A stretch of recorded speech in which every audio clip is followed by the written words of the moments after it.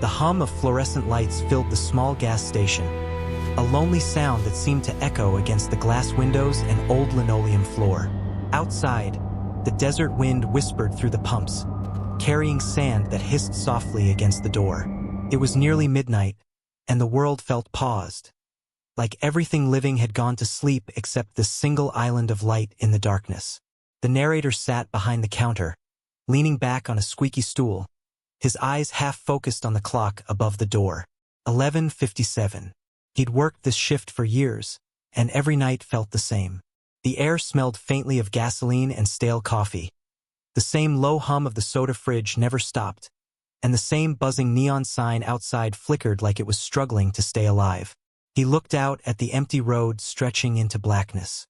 No headlights, no sound, just stillness. He took a sip of cold coffee and rubbed his eyes. Nights like these were the hardest, not because anything happened, but because nothing did. The silence pressed against him, heavy, almost alive. He had always thought that silence wasn't the absence of noise. It was something else entirely. Something that waited. He leaned forward to check the camera monitors, each showing a different corner of the gas station. For feeds, pumps, counter, storage room, and the back lot. All empty. Static flickered for a moment, then cleared. He tapped the screen and frowned. One of the cameras had glitched, showing a faint human shape near pump 3. He blinked. The image vanished. Probably dust, he thought. Maybe a trick of the lights. Still, his pulse kicked up just a little. He set the coffee down and listened. Nothing. The wind had stopped now. Even the hum of the fridge seemed quieter. The kind of quiet that made you aware of your own breathing. Then the bell above the glass door jingled. He startled, the sound slicing through the silence like a blade. The door creaked open, and a man stepped inside. He wore a dark coat, hood up, his face hidden in shadow. For a moment, neither of them spoke. The man's shoes left wet prints on the floor. Strange, since there hadn't been rain for days. "Evening," the narrator said, voice lower than he intended. The stranger didn't answer right away. He just walked slowly to one of the aisles, moving with an odd stiffness, like he wasn't used to the motion of his own body. The narrator watched him from behind the counter. Something about the man's silence scratched at his nerves. He finally spoke again. "We're closing at 1, just so you know." Still no answer. The stranger stopped near the fridge, staring at the glass door like he was seeing something behind it. After a long pause, he reached for a bottle of water, but his hand hovered there for too long, just hovering, fingers trembling slightly. Then he turned toward the counter. As he approached, the lights above flickered twice. The narrator's breath caught, his eyes flicking to the ceiling. He'd seen them flicker before, sure, but never this fast, never this rhythm. When the lights steadied, the stranger was standing right in front of him. Too close. "Can I help you?" the narrator asked. The man slowly placed the bottle on the counter, his hand shaking. "You ever seen something you couldn't explain here at night?" His voice was hoarse, almost like it came from somewhere far away. The narrator tried to laugh, but it came out dry. "Plenty of weird folks out here. Coyotes, drunks, ghost stories, if that's what you mean." The man stared at him, eyes dark and hollow beneath the hood. "No," he whispered. "I mean something that watches." For a heartbeat, neither of them moved. The clock on the wall ticked to midnight. The lights flickered again, once, twice, and the soda fridge gave a low, rattling groan. A cold draft swept through the station even though the door was shut. The narrator looked around, every muscle tight. The man's reflection in the glass door didn't move, even when he did. A chill crawled up the back of his neck. When he turned back to the counter, the man was gone. The bottle of water still sat there, condensation dripping slowly down its side. The door hadn't opened, the bell hadn't rung, and yet the spot where the stranger had stood was empty. The only sound was the faint tick of the clock and the narrator's own breathing, quick and uneven. He checked the cameras again, nothing on pump 3, nothing inside. But one feed, just one, flickered back to life for half a second. It showed a shape standing outside the window, face pressed close to the glass. Then static swallowed it. He leaned back, heart pounding, eyes fixed on the door. The neon sign buzzed outside, its red glow reflecting faintly on the glass. The air felt colder now, heavier. He whispered to himself, just another night shift. But even as he said it, he didn't believe it. The camera feed hissed softly, and from somewhere deep in the speakers, a faint voice echoed, almost like a whisper from far away. "You ever seen something you couldn't explain here at night?" The narrator froze, breath held, the whisper curling through the silence like smoke. The hum of the lights returned. The clock ticked once more. Midnight had truly begun. And with it, the night stories would start to unfold. Clara adjusted her badge as the automatic doors slid shut behind her, sealing her inside the sterile, humming quiet of St. Vincent's Hospital. It was her first night shift, a 12-hour stretch that everyone else had warned her about. The night shift was different, they'd said. The halls were empty, time didn't move right, and sometimes the building itself felt alive. The overhead lights hummed faintly as she walked past rows of closed patient rooms, her sneakers squeaking on the polished floor. Her reflection moved with her in the dark glass of each door. Tired eyes, a nervous half-smile, and the faintest tremor in her hands. She told herself it was just new job jitters. Everyone got them. The nurse's station was deserted, just a single desk lamp casting a pool of warm light over charts and coffee cups. A half-eaten muffin sat next to a note. "Call if it happens again. Dr. Patel." Clara frowned.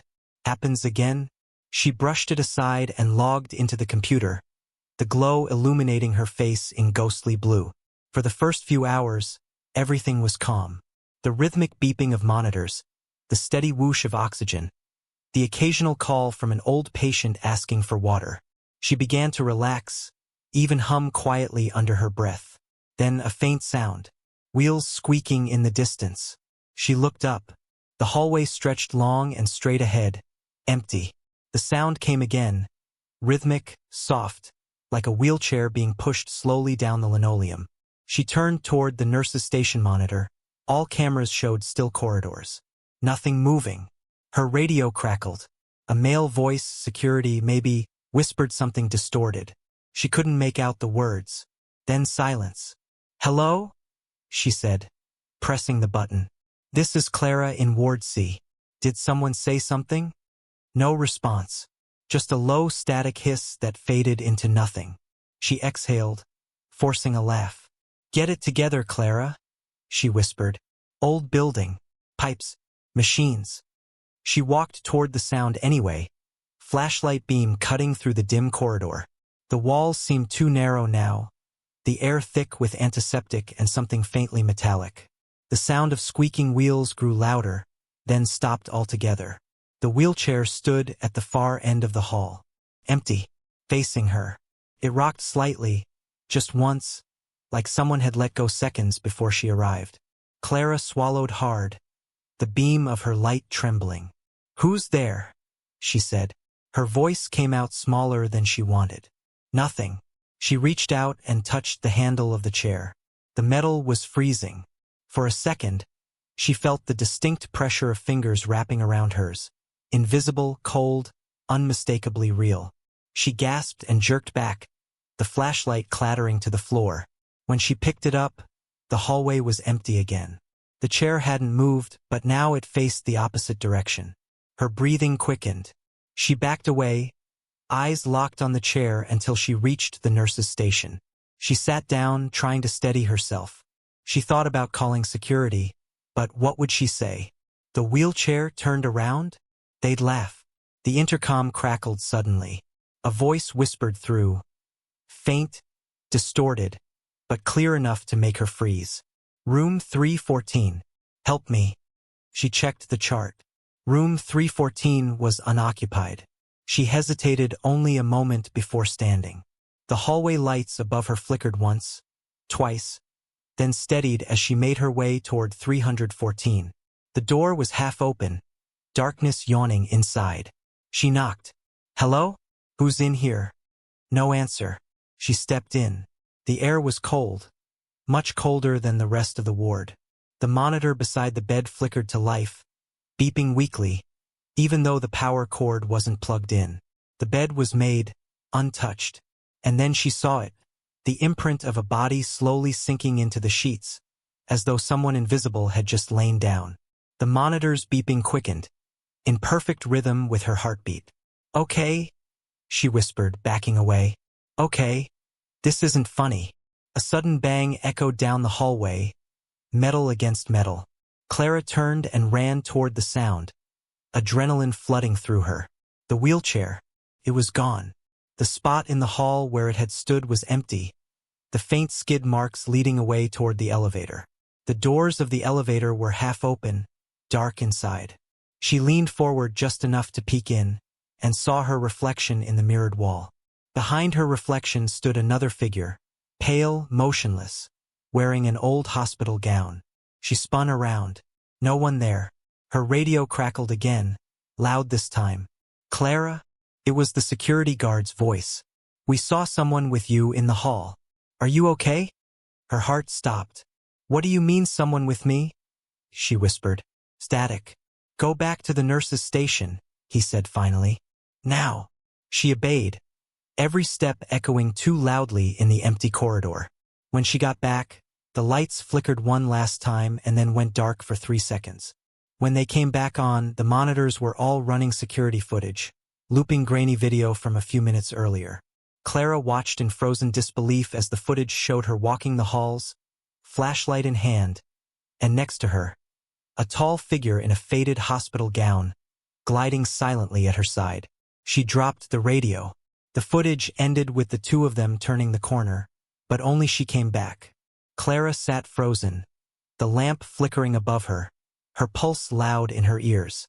Somewhere deep in the hospital, a wheelchair rolled softly across the floor again. And from the intercom, the same whisper returned, softer this time, almost pleading. "Don't leave me alone." The clock read 2:13 a.m. The night had only just begun. Raymond had worked the graveyard shift for more than 20 years, both in time and in name. Every night, from dusk until dawn, he wandered through the old cemetery with his flashlight, keeping the place clean and the vandals out. He was an old man now, his back bent, his pace slow, his breath misting in the cold night air. Most people couldn't understand how he did it. Spending every night surrounded by the dead? It didn't scare him. Not anymore. The dead, he used to say, were quieter company than the living.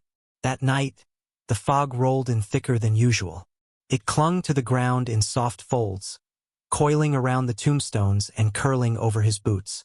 His flashlight beam wavered through it, weak and pale. The air was damp, carrying the faint scent of soil and wilting flowers.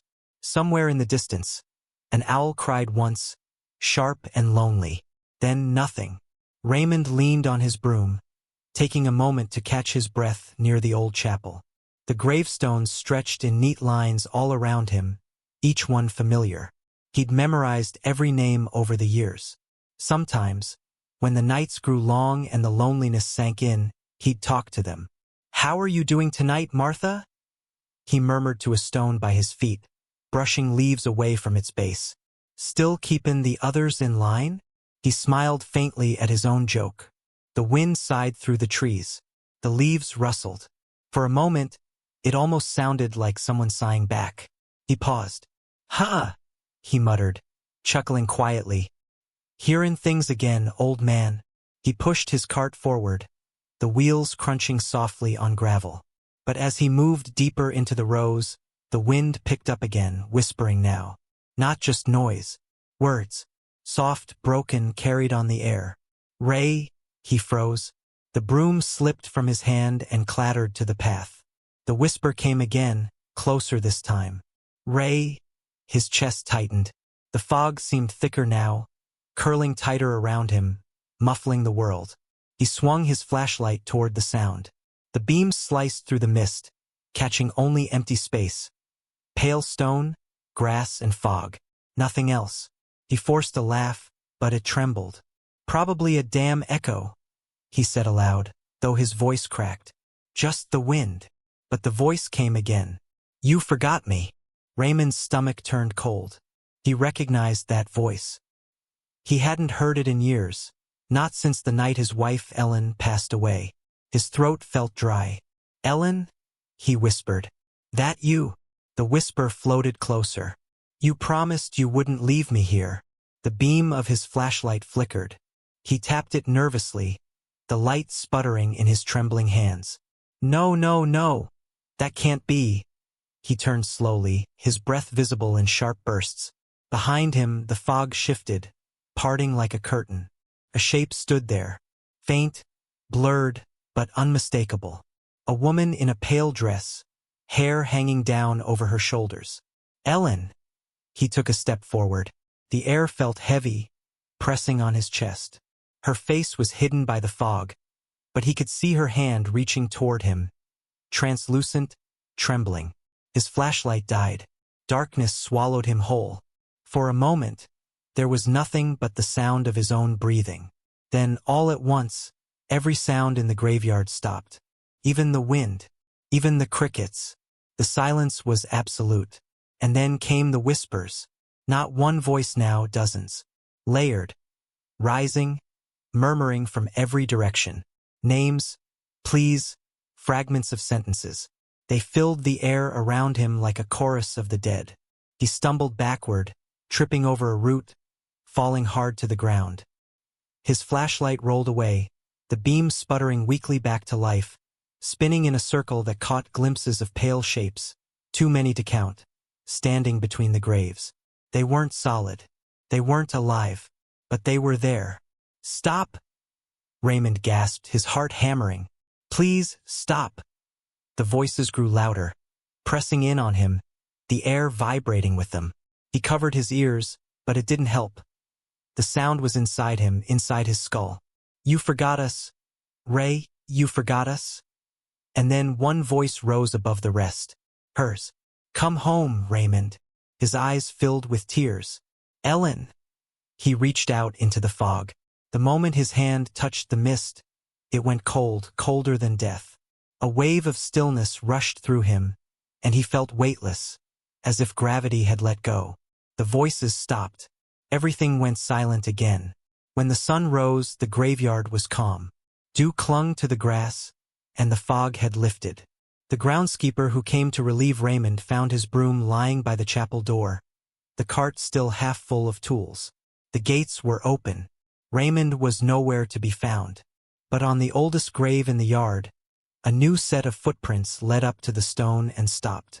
Fresh ones, deep ones, and carved into the dirt beside them, written by a trembling hand, were two words. "Found her." The old steel factory had been shut down for nearly a decade, its chimneys long cold, its windows shattered by wind and time. Yet somehow, every night, it still needed watching. So the security company sent 3 men, Tyler, Miguel, and Harris, to pull the graveyard shift. The pay was good, the work was quiet, and none of them believed the stories about workers who had never clocked out. The night began as usual. Tyler parked his rusted truck outside the chain-link gate, headlights sweeping across the abandoned yard. Piles of twisted metal and broken conveyor belts lay half-buried in weeds. The main building loomed ahead, a dark silhouette against the faint orange glow of distant city lights. Miguel leaned out the truck window, smirking. "You ever notice how this place still smells like burnt metal?" "That's asbestos," Harris muttered, slinging his flashlight. "Try not to breathe too deep." They all laughed, the sound bouncing off the corrugated walls. But the laughter felt too loud, like the factory swallowed it whole. Inside, the air was colder. Dust motes swirled in their flashlight beams. The long hallways echoed with the crunch of their boots and the occasional metallic drip of water from a broken pipe. The machinery stood frozen. Cranes, belts, presses, all silent, covered in rust and cobwebs. Tyler checked his clipboard. "All right, we do the usual. East wing, storage, then loop back to the control room. Easy night." For the first hour, everything stayed normal. Miguel played music from his phone, the faint rhythm echoing through the vast, empty space. Harris joked about ghosts clocking in. But at exactly 12:14 a.m., the power surged. The lights flickered once, twice, then roared to life. Floodlights bathed the entire assembly floor in harsh white. Machinery that had been dead for years began to whir softly, conveyor belts groaning back into motion. "What the hell?" Tyler muttered. He scanned the control panels. All disconnected, switches off. Power grids supposed to be cut. This place doesn't even have running current. Miguel shut off his phone.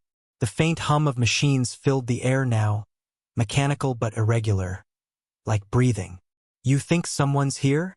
They moved together across the floor, flashlights trembling. Sparks flickered along an old welding station. The air smelled like hot iron. "Maybe the backup generator kicked in?" Harris offered, though his voice wavered. "There's no backup," Tyler said. From somewhere deeper in the building came a loud metallic bang, like a hammer hitting steel. They froze. "Who's there?" Tyler called out, voice echoing through the factory. No response. Just the faint sound of the machines continuing to run. Another bang, closer this time. Then a slow, dragging sound, like chains scraping the floor. "Okay," Miguel whispered. "That's not the wind." They followed the sound through the assembly line. Their flashlights caught glimpses of faded safety posters, half-torn uniforms, a helmet resting in the dust. The dragging sound stopped just ahead, near the press machine, the one they'd been told was where an accident had happened years ago. A worker crushed during the final shift. The control panel beside the press suddenly lit up. The machine's red warning light began to blink, steady, rhythmic. "Impossible," Harris breathed. Tyler stepped closer. "Don't touch anything," he warned, voice shaking. He leaned in, shining his light on the console. All the switches were off, but the screen flickered with static. In the grain of that static, for half a second, he thought he saw a face. Pale, open-mouthed, screaming. Then came the sound. A wet thud. Metal slamming down. The press had come alive. They jumped back, shouting. Sparks flew. The air filled with the smell of burnt oil. The machine clamped down again and again, slow and deliberate, though no one was near it. And over the mechanical rhythm came something else. A voice. Faint, distorted, carried on the echo of the metal. "Don't lock me in again." Miguel's flashlight hit the ground, the beam spinning wildly. "We need to get out of here." They ran toward the main exit, footsteps pounding against the floor. But when they reached the door, it wouldn't budge. The chain they'd left loose earlier was now wrapped tight, twisted unnaturally. Tyler grabbed his radio. "Base, this is Route 19 team. We need assistance. Doors are sealed. Something's in here with us." Static.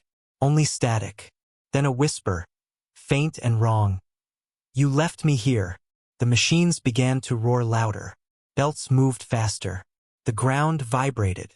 Somewhere above, the overhead crane creaked and shifted, gears grinding as it began to move on its own. The chain hook descended slowly, swinging across the room. They scattered, ducking under the machinery. The hook slammed into the concrete where Tyler had been standing seconds before, leaving a deep crater. "Come on," Miguel shouted. They sprinted toward the stairwell leading to the control room.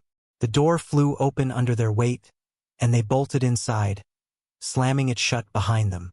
The lights in the control room flickered weakly. Through the glass window overlooking the floor, they could still see the machines moving, but no one operating them.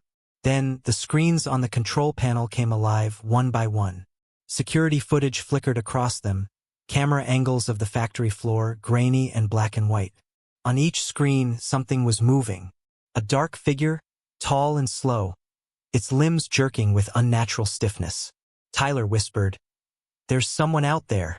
But when the figure turned toward the camera, its face was gone, replaced by the same static that had filled the press screen.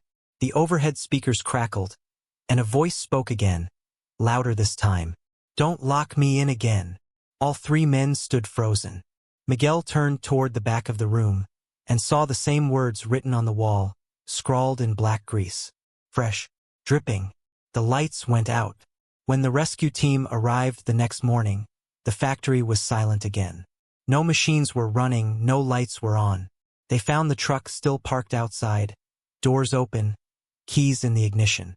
Inside, The only sign of life was 3 security radios, lying neatly on the control desk. All of them were still on, playing the same faint loop of static. And beneath it, if you listened closely enough, a voice whispered through every channel. "Don't lock me in again." It was just past midnight when Daniel saw her again.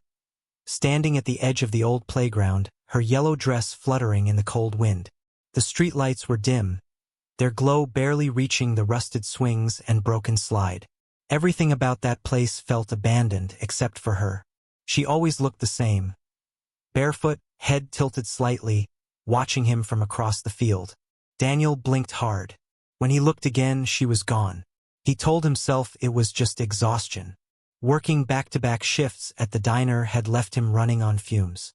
Still, when he walked past the playground every night on his way home, he couldn't shake the feeling that she was waiting for him. Started a week ago. The first time he saw her, he thought she was a real girl. Maybe lost, maybe in trouble. He called out, "Hey, you okay?" But she didn't answer. She just turned and walked behind the old merry-go-round. When he followed, she was nowhere to be found. The next night he saw her again. Same yellow dress, same long black hair falling over her face. This time she was sitting on the swing, slowly rocking back and forth. The chains squeaked even though the air was still. He tried to call the police once, but by the time they came, there was no one there. The officer looked at him, unimpressed. "Sir, this playground's been fenced off since 2011. Nobody's been inside for years." But Daniel knew what he saw. On the 5th night, he decided to take his phone and record her. The idea made him feel brave. Like maybe he'd finally prove to himself that it wasn't all in his head. It was almost 12:15 a.m. when he reached the park. The gate creaked open with a metallic groan, and he stepped through, phone camera on, flashlight beam cutting across the empty lot. The merry-go-round stood motionless, its paint long gone, its frame streaked with rust. The swings hung limp in the cold. "Hello?" he called out. His voice came back to him, small and thin. Silence. He kept walking. The sound of his shoes crunching on gravel filled the air. The beam of light caught something, a shoe print. Small, barefoot. Then, faintly, the swing began to move. Just a little at first, then higher, squeaking in rhythm. Daniel froze. His phone trembled in his hand as he pointed it toward the swings. And there she was, the girl in the yellow dress. Sitting there, moving gently. Her head was still bowed, dark hair hiding her face. He swallowed hard. "Hey, are you okay? Do you need help?" No answer. "Where are your parents?" The swing slowed. Then she lifted her head. Her face was pale, too pale, her eyes black and hollow, like 2 burned-out holes. Her mouth moved, but no sound came out. Daniel stumbled back, dropping his flashlight. The beam spun wildly, cutting through the dark in quick, dizzy flashes. When it stopped, she was standing closer, only a few feet away. Her lips finally moved again, and this time he heard her voice. A whisper, thin and trembling. "He won't let me leave." Daniel turned to run, but something grabbed his arm, ice-cold fingers wrapping around his wrist. He screamed, pulling free, the flashlight clattering against the slide. He ran toward the gate, panting, heart slamming in his chest. But when he reached it, the gate was chained shut. He spun around. The playground was empty again. The swing was still. The wind carried the faint sound of laughter, a child's laughter, echoing softly. He climbed the fence, tore his jacket on the barbed wire, and didn't look back. When he finally made it home, he locked every door and collapsed on the couch, shaking. His phone was still in his hand. He opened the video, desperate to prove to himself what he'd seen. The footage was dark at first, shaky, unfocused. Then the image cleared just enough to show the swing moving on its own. But there was no girl, no yellow dress, just Daniel's own voice calling into the night. "Are you okay? Do you need help?" And then, faintly, almost hidden beneath the sound of wind, a whisper replied, "He won't let me leave." The next morning, Daniel didn't show up for work. The manager called several times, no answer. By evening, a neighbor reported hearing strange noises from his apartment. what sounded like a child's laughter mixed with a man's panicked voice. When the landlord finally opened the door, the room was empty. Daniel's phone lay on the couch, still recording. The last frame showed the living room, and behind the couch, in the reflection of the window, stood a small figure in a yellow dress, smiling faintly, as if she had finally found someone new to play with. The night shift at St. Mary's Hospital was always eerie, but for Emily, it was a different kind of silence that bothered her. She had been working as a nurse for 6 years, long enough to know that hospitals had a rhythm even at 3 a.m. The soft hum of machines, the shuffle of feet, the occasional distant cough. It all formed a quiet symphony of life continuing against the odds. But that night, the air was still. Too still. Emily was on the 7th floor, checking vitals when her pager buzzed. Patient transfer. Basement morgue. She sighed, sliding the chart into place. Normally, a porter would handle it, but the message was urgent, tagged with her name. She pressed the elevator button, listening to the hum of its slow descent. When the doors opened, she stepped inside. The panel lights flickered weakly. Basement, she murmured, pressing the button. The doors slid shut with a heavy metallic clang, and the elevator began to move. The air inside was cold. The fluorescent light buzzed overhead, flickering every few seconds. Emily rubbed her arms, trying to shake off the chill. As the floor numbers ticked down, 6, 5, 4, the elevator jolted suddenly. She grabbed the rail for balance. Then it stopped. The digital panel went blank. Great, she muttered. Not tonight. She hit the open door button, nothing. The emergency button, nothing. The only sound was her own breathing and the faint buzz of the dying light. Then softly came another sound. Breathing. She froze. It wasn't hers. Slow, shallow, ragged, coming from behind her. She turned sharply, but the elevator was empty. The corners were shadowed, the air thick with static. Her chest tightened. Hello? She whispered. No answer. Then came a faint thud, like someone knocking from the outside. Once, twice, 3 times. The elevator walls vibrated with each hit. She stepped closer, pressing her ear to the cold metal. Is someone there? Silence. Then, a faint whisper, muffled by the steel. Don't go to the basement. Emily jerked back, heart pounding. Who's there? No reply. The elevator groaned and started moving again. Only this time, she hadn't pressed anything. The floor indicator blinked erratically, skipping numbers 3, 2, 7, 5, 1, 0. Basement. The doors opened slowly, with a long metallic squeal. The light from the elevator spilled into a dark corridor lined with white tiles. A single bulb flickered in the distance, casting pale, jerky shadows. Hello? She called again, stepping out cautiously. The air was freezing, heavy with the scent of disinfectant and something else. Something metallic. She moved down the hallway, her shoes echoing softly. The morgue was at the far end. As she approached, she noticed something strange. All the doors were slightly open. Every single one. Her hands trembled as she reached for the first drawer and pushed it shut. It slid with a long, hollow sound. She shut another, and another, until one drawer near the end made her stop. The tag on it read her own name. Emily Parker. She froze. What the hell? Her breath hitched as she slowly pulled the tag closer, her hands shaking. It was handwritten, her name, date, and time. Tonight, 3:12 a.m. She checked her watch. 3:11.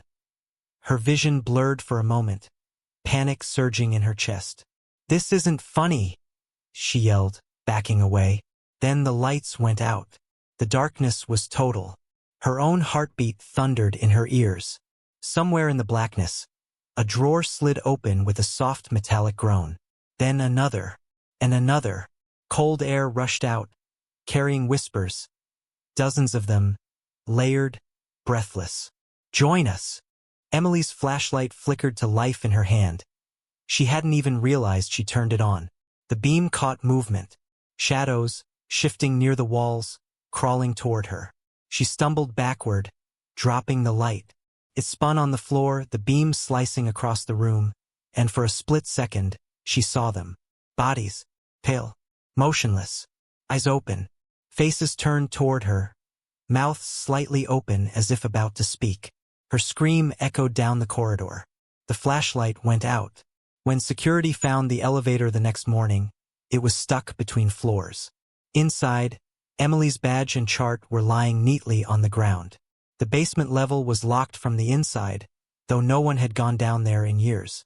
The camera footage showed the elevator doors opening at 3:12 a.m., but no one stepped out, and just before the footage cut to static, a faint handprint appeared on the inside of the doors, small, pale, and unmistakably hers.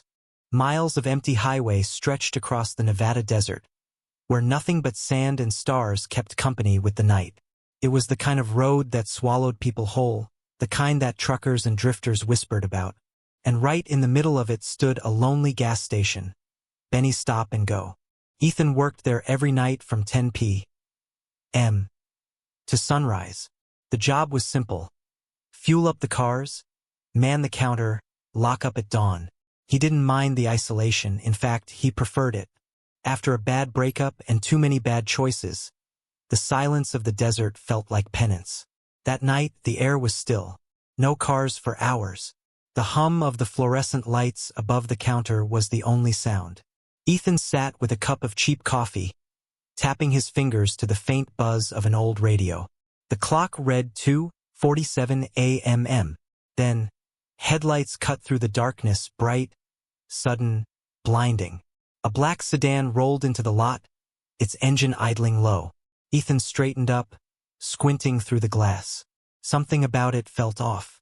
The car's windows were tinted dark, too dark for this kind of place. He stepped outside, the desert wind brushing cold against his face. "Evenin'," he called out. "You need gas." No answer. The driver's door creaked open.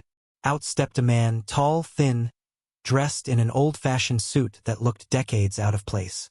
His skin was pale, almost gray, and his smile didn't reach his eyes. "Just passing through," the man said softly. His voice was smooth, too calm. "Could you fill her up for me?" Ethan nodded, forcing a polite smile. "Sure thing." He reached for the pump. As he did, he noticed the license plate. It was completely blank. No numbers, no state, nothing. He froze for a second, glancing back toward the stranger. The man hadn't moved. He was just standing there, watching Ethan work. "You driving far?" Ethan asked, trying to make small talk. "Not far," the man said. "Not anymore." The way he said it made the hairs on the back of Ethan's neck rise. When the tank clicked full, Ethan hung the nozzle back and turned. The man was gone. He blinked, scanning the area. "Sir?" he called out. Nothing. The driver's door was open, the car still running, but the lot was empty. He peeked inside. The seats were dusty, covered in a thin layer of sand, like no one had sat there in years. His pulse quickened. He backed away slowly, went inside, and locked the door. Through the glass, the car still idled quietly, exhaust curling into the air. He picked up the phone and dialed the sheriff's office. "Hey, this is Ethan over at Benny's Stop and Go. You better send someone out here. There's a car." He stopped. The phone line hissed softly, like static. Then, faintly, through the crackle, came a whisper. "He's still outside." Ethan's eyes darted toward the window. The man was standing right there, inches away on the other side of the glass, smiling that same empty smile. Ethan dropped the phone. The lights flickered. The radio began to hiss, tuning itself between channels, voices rising and falling in jumbled fragments. The door rattled. He grabbed the baseball bat from under the counter, heart pounding. Then the power went out. Only the sound of the car's engine remained, low, steady, vibrating through the walls. Ethan's breath came fast, shallow. He used his phone light to scan the shop. Every aisle was empty, but he couldn't shake the feeling that he wasn't alone. A soft tap came from behind him. He turned, flashlight shaking. Nothing. Another tap, this time on the glass. He spun toward it, phone beam slicing through the dark. The car was gone. The parking lot was empty, bathed in moonlight. He let out a shaky breath, laughing nervously. "You're losing it, man," he muttered. But then, from behind the counter, his radio crackled to life. A voice whispering softly through the static. "He left something for you." Ethan froze. Slowly, he looked down. A folded note lay on the counter, old, yellowed paper. He hadn't seen it there before. His trembling fingers opened it. The handwriting was neat, elegant, almost old-fashioned. "Thank you for the gas. See you again soon." The clock above the counter ticked to 3 a.m. He ran to the window again, scanning the road. Nothing but desert. Nothing but silence. But when he turned back toward the station's reflection in the glass, he saw something that made his blood run cold. In the reflection, through the glass door, the black sedan was still there. Headlights on, engine running, the tall man sitting behind the wheel, smiling directly at him. And then, in the real world behind him, the sound of that same engine started again. The next morning, the sheriff arrived to find the store lights still on, the door locked from the inside, the cash drawer untouched, coffee still warm. Ethan was gone. But the camera footage showed something strange. At exactly 3 a.m., the black sedan pulled up. The lights flickered. For 7 minutes, the screen went blank. When it came back, the car was gone. And Ethan's reflection was the only thing left on the glass, staring back from inside, frozen mid-breath, as if caught between worlds. Marcus had been working as the overnight security guard for the Brookside storage facility for almost a year. It was one of those quiet, forgotten places on the edge of town. A stretch of metal storage units lined up like rows of coffins, humming softly under flickering lights. Most nights were uneventful. He'd sit in his booth, sip his coffee, and watch the grainy black and white feeds from a wall of old monitors. But that night felt different from the start. The rain had been coming down in sheets since midnight, drumming against the windows. The wind howled through the narrow aisles between the storage units, and every few minutes, the lights outside flickered just long enough to make Marcus glance up at the screens. At 2:14 a.m., one of the cameras glitched, Unit 37. The screen fizzed with static for a second before the image came back. Marcus frowned. The gate to that unit was half open. He checked the logbook. Unit 37 had been empty for years. The renter had stopped paying in 2018, and no one ever claimed the contents. He leaned forward, tapping the screen. Through the rain, the faint outline of a person was visible, standing just inside the open unit, motionless. Marcus squinted. The person wasn't moving, wasn't doing anything, just standing there. He grabbed the walkie. "Control, this is Booth 1. I've got activity at 37. Could be a trespasser." Static. No response. He sighed, pulled on his raincoat, and stepped out into the storm. The air was freezing, thick with mist. The beam of his flashlight barely cut through the rain. As he walked down the rows of metal doors, he could hear the clatter of the wind tugging at the locks. When he reached Unit 37, he stopped. The door was open just as he'd seen, not wide, just enough for someone to slip inside. The padlock hung twisted, the metal cold under his fingers. "Hey!" he shouted. "Security! This property's closed." No answer. He pushed the door open. The flashlight beam swept across the small, cluttered space. Stacks of boxes, an old chair, something covered with a tarp in the corner. The air smelled faintly of rust and damp concrete. Then something moved behind the tarp. A slow, deliberate shift. Marcus froze. "Listen, I don't want trouble. Just come out, all right?" The tarp lifted slightly and he saw a hand. Not moving, not twitching, just hanging limp and pale from under the fabric. His breath caught in his throat.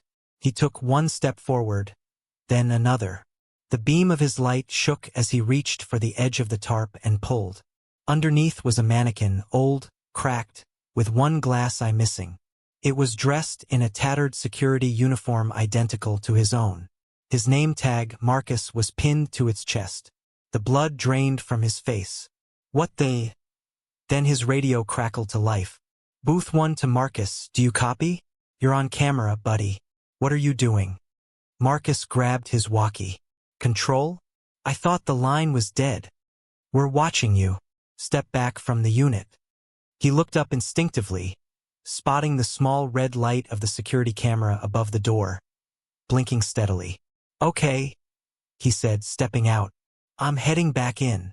But as he turned to walk away, the voice came again. Lower, quieter, not quite the same. We said, don't leave. He froze. Who is this? Static. Then laughter. He turned back toward the open unit, and for a moment he swore he saw movement inside again. The mannequin had shifted, now sitting upright, head turned toward him. Marcus stumbled back, almost slipping in the rain. He sprinted toward the booth, boots slapping against wet concrete. By the time he got there, he was gasping, dripping water onto the tile floor. He looked at the monitors and his stomach dropped. On the screen for Unit 37, the mannequin was gone. The camera feed zoomed in by itself, slowly, as if someone were controlling it. The image tilted, panning across the empty unit, then stopped, focusing on the ground, where muddy footprints led out into the rain. Marcus's heart hammered. No, no, no. Then another screen flickered, camera 12, near the office. A figure was standing at the edge of the frame, watching through the window. He turned toward the glass. Nothing. But when he looked back at the screen, the figure was closer now, right up against the glass, staring directly into the camera. It was wearing a security uniform. His uniform. Marcus staggered backward, knocking over his chair. He looked up again, and this time the window was fogged with breath from the outside. A handprint slowly appeared on the glass. He bolted for the door, but it wouldn't budge. The lock clicked on its own, sealing him inside. The lights went out. All that remained was the sound of rain and the soft hum of the monitors. On the main screen, the camera feed shifted once more, showing the inside of the booth now. Marcus could see himself, frozen, wide-eyed, illuminated by the glow of the monitors. Behind him, in the reflection of the glass, another figure stood. Same face, same uniform. The screen flickered once, then went black. When the morning crew arrived, the booth was empty. The monitors were still recording, looping the same silent feed. Camera 1, Camera 2, Camera 3. And on every single screen, the same image repeated. Marcus, sitting perfectly still in his chair, staring directly at the camera, as if he had never left. The building always felt different at night. By day, it was a blur of ringing phones, chattering voices, and the constant hum of fluorescent lights. But when the clock struck midnight, the call center transformed into something else entirely. A hollow, humming shell of glass and wires. Only a handful of workers stayed for the night shift, each isolated in their cubicles like ghosts trapped in boxes of light. Maya was new to the job, 3 weeks in, still learning the system, still adjusting to the rhythm of calls that came from all over the country. She didn't mind the solitude. It was quiet, peaceful, predictable. But that night something felt wrong. The shift started normally enough. The phones rang on schedule. The headsets crackled with polite greetings and mechanical apologies. But at 2:03 a.m., Maya's line lit up, line 7, a number she didn't recognize. It wasn't in the system. She hesitated, then answered. Thank you for calling Bright Connect Services. This is Maya speaking. How can I help you tonight? Silence. Then breathing. Slow, shallow, distant. Hello? She said again. Can you hear me? The breathing continued. Faint, but steady. She frowned and checked the display. No caller ID. Just a blank line. Then a voice whispered softly, so close it made her flinch. Don't hang up. Maya's pulse spiked. Who is this? You shouldn't be there, the voice murmured. She tore the headset off and stared at it like it might bite her. After a moment, she laughed nervously to herself. Probably a prank. The night shifts were full of them, bored people with nothing better to do. She deleted the call log, shook off the chill crawling up her spine, and went back to work. But at 2:37, line 7 lit up again.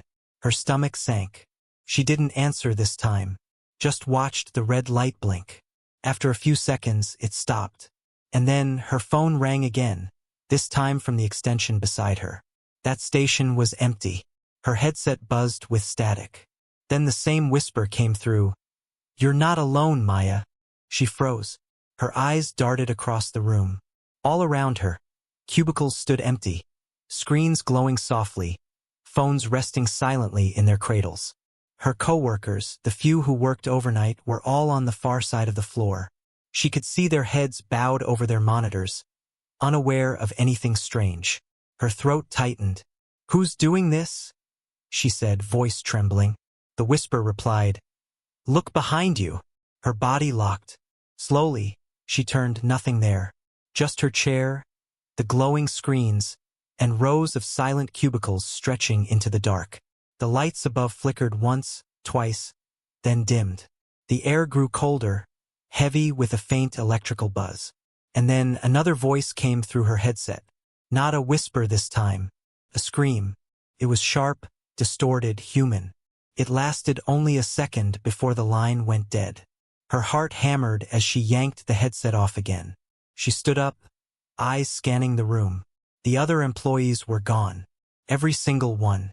Their chairs were empty, screens flickering softly. She backed away toward the exit, trying to keep her breathing steady. That's when all the phones began ringing at once. Every single line. Hundreds of them. The sound filled the room. High-pitched, endless, overlapping tones that rose like a shriek. "Stop!" she cried, covering her ears. The sound cut out instantly. In the ringing silence, her own phone buzzed again. Line 7. Her trembling hand reached for the receiver. She didn't want to answer. She had to. "Maya." The voice was calm now. Too calm. "We need your help." She swallowed hard. "Who are you?" "We're still here." Static surged. Through the noise, she heard something. Faint crying, then whispers, then distant voices overlapping, pleading. "It's cold. We can't leave. Help us." Then louder. "They never turned off the lights." The line went dead again. Maya stumbled back, knocking over her chair. Her screen flickered, lines of code and numbers scrolling across it, then stopped on a single message. "Unit 4B, door open." That was the server room, the one that always stayed locked. She grabbed her badge and flashlight and walked down the narrow corridor toward it. The hall was colder here, the hum of the machines echoing faintly through the walls. When she reached the door, she saw it, slightly ajar, the electronic lock blinking red. "Maya," the voice whispered again, though she hadn't put her headset back on, came from the room. She pushed the door open. Rows of servers stood in the darkness, their lights pulsing softly like heartbeats. The air was freezing, heavy with static. She stepped inside, the floor vibrating faintly under her feet. In the center of the room, one monitor was glowing brighter than the rest. The screen showed the live camera feed of the call floor, empty, every cubicle deserted. Then, as she watched, one by one, the chairs began to turn on their own. Slowly, deliberately, they all faced the camera. Her flashlight flickered, then died. She turned to run, but the door was gone. Only smooth wall. Behind her, the phones started ringing again. Hundreds of them, muffled by walls, their sound rising, filling every inch of the building. And through it all, the whisper came one last time. "Thank you for staying late, Maya." When the day crew arrived the next morning, every screen in the call center was frozen on the same image, the empty floor, lit by the pale glow of monitors. In the reflection of one of the computer screens, a figure could be seen sitting in Maya's chair, headset on, smiling faintly, waiting for the next call. The rain hadn't stopped for 3 days. It ran down the old brick walls of the apartment complex in steady gray sheets, soaking the courtyard and flooding the basement steps. The building itself was quiet, too quiet, except for the occasional groan of old pipes and the low hum of the elevator that only worked when it wanted to. Clara moved into apartment 6B on a Thursday. It wasn't much. A single bedroom, creaky floors, and a smell of damp wood that lingered no matter how much she cleaned. But it was cheap and, more importantly, available. The landlord, a frail old man with trembling hands, gave her the keys and one strange warning: "Don't move the mirror." At first, she thought he was joking. The mirror was an odd piece. Tall, framed in dark wood carved with swirling patterns. Its glass slightly warped like it had seen too many years. It stood in the bedroom, bolted to the wall directly opposite the bed.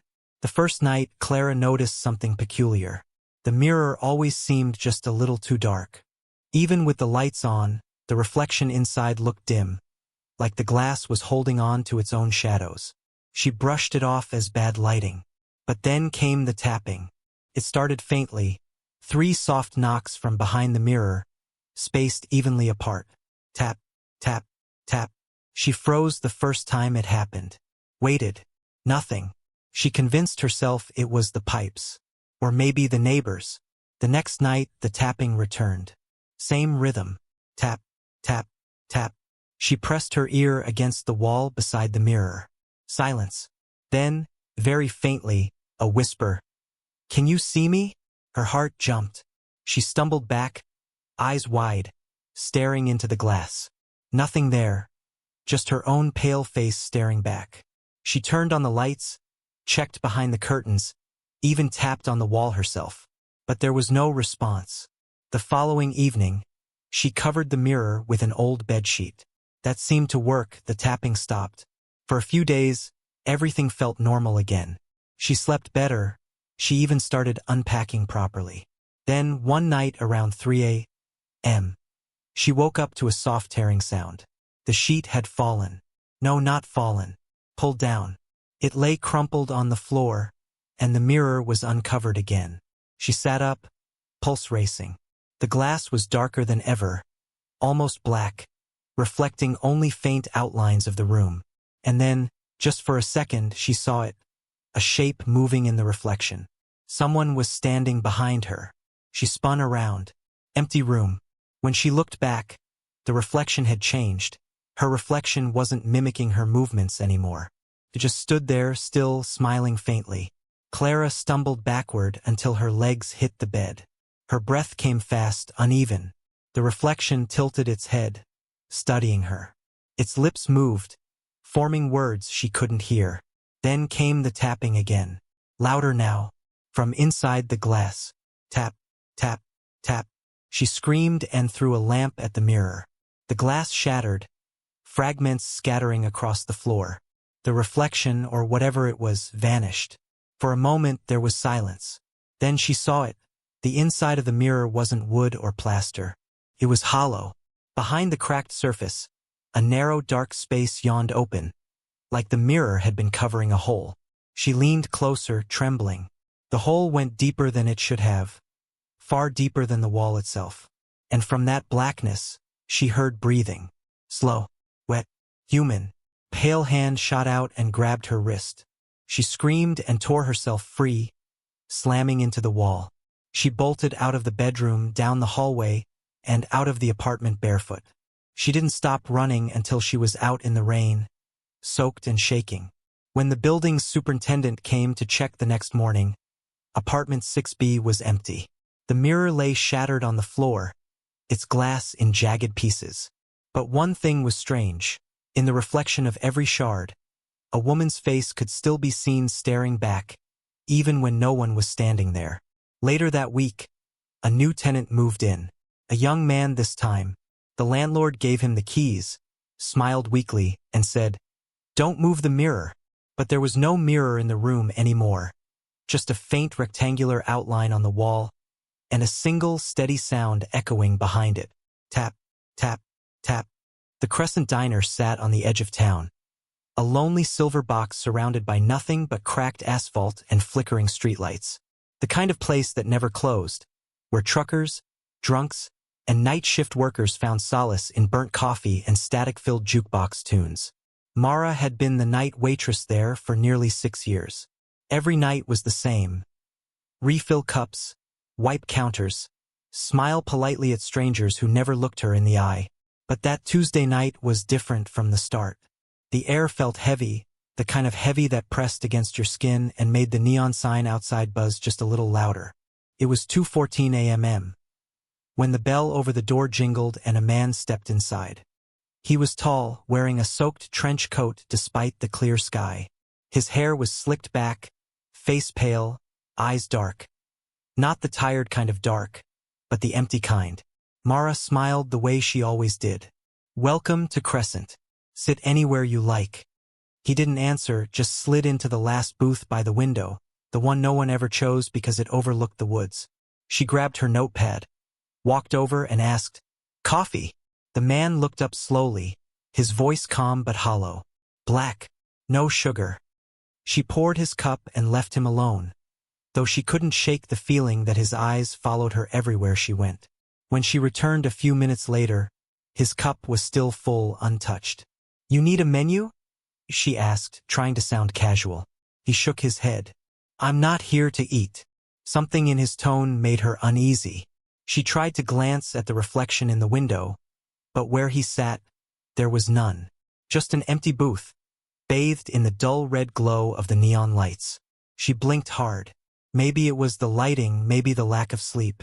But when she looked back at him, his smile stretched too wide, his teeth too sharp. He whispered softly, "You've been serving them all night, haven't you? The ones who don't come from here." Mara frowned. "Excuse me?" He leaned forward, voice a low hum. "You don't remember them, do you? They never leave tips. They never leave at all." A chill ran through her. She stepped back, glancing around. The diner was empty, every booth, every stool. She hadn't noticed when everyone left. Where did they go?" she whispered. The man tilted his head, as if amused. "You've been here too long, Mara. Time doesn't move the same in this place anymore." Her breath hitched. The clock above the counter was stuck at 2:14. She tapped her wristwatch. 2:14. She picked up her phone. Dead screen, 2:14. She stumbled backward, eyes darting toward the window. The world outside was wrong, still colorless. The streetlights no longer flickered. They just froze mid-glow. "Stop," she said, shaking her head. "You're trying to scare me." The man stood up. His coat dripped water onto the tiled floor, though the night outside was dry. "You already know the truth," he said. "You died here, Mara. A long time ago." Her heart pounded in her chest. "No," she whispered. "No, that's not true." He gestured toward the counter. Her reflection in the chrome napkin holder wasn't moving with her anymore. It just stared back, expressionless. Mara's voice broke. "Who are you?" He smiled faintly. "The last customer. The one who never leaves." Before she could move, the lights began to flicker violently. The jukebox turned on by itself, playing a warped old song, "Blue Moon," skipping every few seconds. Mara covered her ears, screaming, but the man's voice still cut through the noise. "You serve the lost souls every night, Mara. That's your shift now. Forever." The world blurred, lights melting into shadow. The hum of the diner faded. When the lights steadied again, the booth was empty. No man, no wet footprints. Only Mara stood there, trembling. Then the bell above the door jingled. A trucker walked in, yawning, taking off his hat. "Hey there," he said. "You still open?" Mara blinked, forcing a shaky smile. "Yeah," she said quietly, picking up her notepad. "Always." She poured him coffee, black, no sugar. As he sipped, he looked up. "Hey, what happened here last year? My buddy said this place caught fire or something." Mara paused, her hand trembling slightly. "Oh, that," she said softly. "That was a long time ago." Outside, the neon sign flickered, Crescent Diner, open all night. And for a brief second, in the glass reflection, two silhouettes could be seen in the last booth. One smiling, one frozen. Both watching her work, waiting for the next lost soul. The old Hollow Creek Hospital had been shut down for nearly a decade, left to rot on the edge of town like a scar everyone tried to forget. But a few years ago, the city hired a small crew of night security guards to watch over the property, to make sure no one broke in, no vandals, no thrill-seeking teens with flashlights and urban legend dares. Malik had the midnight shift, 10 p.m. to 6 a.m. He didn't mind the quiet. The job paid well, and he liked the isolation. The hospital itself was massive. 6 floors, Endless corridors. Rooms full of dust-covered beds and medical equipment left behind. The smell of rust and mildew hung in the air. Every sound echoed. Footsteps, distant drips, the low hum of broken lights. The security room sat in the basement, lined with monitors that flickered between static and grainy black and white feeds. Most cameras didn't work anymore, but a few still caught movement. Rats, loose doors, or wind-blown debris. It was 2:33 a.m. when Malik noticed it, a shape on camera 9. The pediatrics hallway. A small figure was standing in the center of the corridor, facing away from the camera. It looked like a child, short, thin, dressed in a white hospital gown. Malik leaned closer. What the hell? He switched cameras to get a better view, but the other feeds were dead. Only camera 9 worked, and the child hadn't moved. He grabbed his flashlight and radio. Base to patrol. Anyone near pediatrics? No response. He sighed, rubbing his eyes. Maybe it was a trick of the light. Or maybe someone broke in again. He caught kids sneaking around here before.